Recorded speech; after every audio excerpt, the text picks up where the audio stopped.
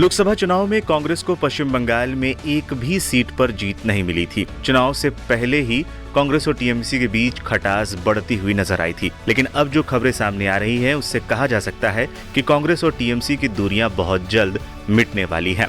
कहा जा रहा है कि पश्चिम बंगाल की मुख्यमंत्री ममता बनर्जी प्रियंका गांधी के लिए चुनाव प्रचार करती नजर आ सकती हैं। दरअसल राहुल गांधी के वायनाड सीट छोड़ने के बाद प्रियंका गांधी यहां से उपचुनाव लड़ेंगी। इस चुनाव में टीएमसी चीफ और पश्चिम बंगाल की मुख्यमंत्री ममता बनर्जी प्रियंका गांधी के लिए चुनाव प्रचार कर सकती हैं।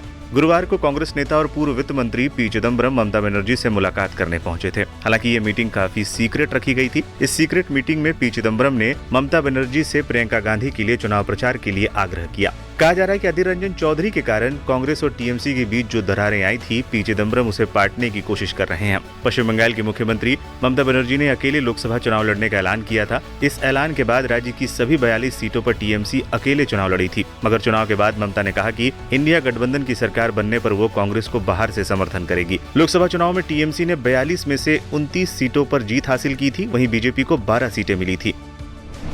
अधीर रंजन चौधरी के बयानों से आई थी खटास। पश्चिम बंगाल में अलग अलग चुनाव लड़ने को लेकर कांग्रेस और टीएमसी के बीच खटास तो थी ही, लेकिन इस खटास को अधीर रंजन चौधरी ने और तेज कर दिया था। अधीर रंजन चौधरी ने चुनाव प्रचार के दौरान कह दिया था कि टीएमसी को वोट देने की जगह बीजेपी को वोट देना बेहतर है। अधीर के इस बयान ने टीएमसी और कांग्रेस की दूरियां और बढ़ा दी थी।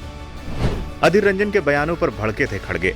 अधीर के इन बयानों पर कांग्रेस अध्यक्ष मल्लिकार्जुन खड़गे ने कहा था कि ममता बनर्जी इंडिया गठबंधन के साथ है, ये साफ है। अधीर रंजन चौधरी निर्णय लेने वाले नहीं हैं, निर्णय लेने वाले हम हैं। कांग्रेस पार्टी है, हाईकमान है, हम जो तय करेंगे उन्हें फॉलो करना होगा। खड़गे के इस बयान के बाद अधीर रंजन चौधरी ने कहा था, जिस तरह बीजेपी देश को कांग्रेस मुक्त बनाना चाहती है, उसी तरह तृणमूल भी बंगाल को कांग्रेस मुक्त बनाना चाहती है।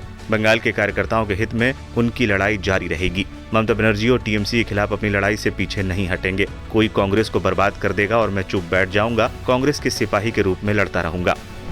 अधीर रंजन चौधरी ने अपने पद से दे दिया इस्तीफा। चुनाव हारने के बाद कयास थे कि बंगाल कांग्रेस अध्यक्ष अधीर रंजन चौधरी जल्द इस्तीफा दे देंगे और ममता के प्रियंका के लिए प्रचार करने की खबरों के बीच ये खबर भी सामने आ गई कि अधीर रंजन चौधरी ने अपने पद से इस्तीफा दे दिया। लोकसभा चुनाव 2024 में कांग्रेस को बंगाल में एक भी सीट पर जीत नहीं मिली थी। खुद अधीर रंजन चौधरी को बहरामपुर लोकसभा सीट से हार का सामना करना पड़ा था। उन्हें टीएमसी कैंडिडेट यूसुफ पठान के हाथों हार झेलनी पड़ी थी।